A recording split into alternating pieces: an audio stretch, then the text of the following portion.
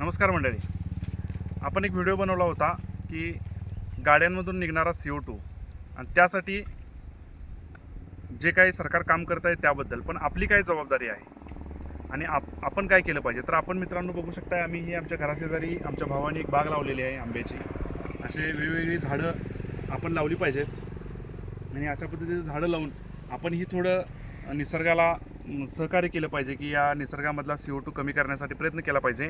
मग मित्रांनो, हे करत असताना सगळ्यात जास्त आपण देशी झाडांची निवड केली पाहिजे.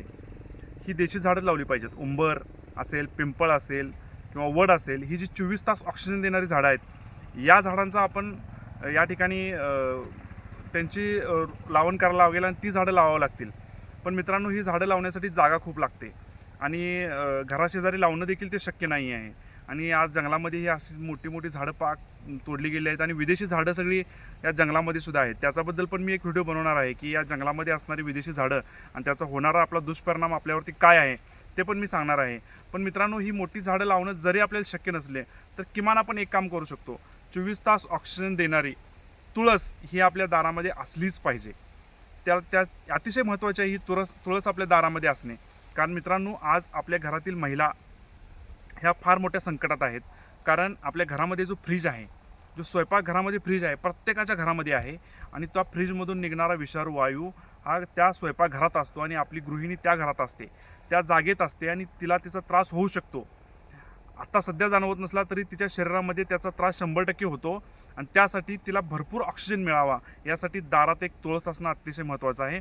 आणि अशी तुळस की दारात आहे आणि तिचं दिवसातून एकदा किमान सकाळी उठल्यानंतर ती गृहिणी त्या तुळशीच्या भोवतीने प्रदक्षिणा घालते, त्याची पूजा करते आणि तिच्या सहवासात राहते. मित्रांनो, हे आपल्या पूर्वजांना माहिती होतं की घरातल्या स्त्रीला ऑक्सिजनची किती गरज आहे.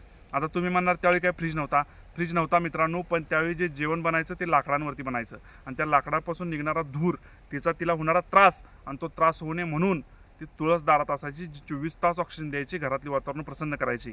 कमीत कमी आपण कुठल्याही धर्मातले असा, धर्म वगैरे सोडून द्या, कारण मी सांगितलं त्या पद्धतीनं आपण 3ऱ्या विश्व महायुद्धात आहे. आता फक्त आपण कसं जगलं पाहिजे आणि त्यासाठी ज्या काही गोष्टी आवश्यक आहेत त्या गोष्टी आपण अवलंबल्या पाहिजेत.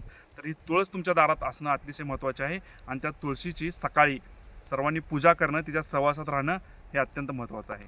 जय शिवराय मित्रांनो.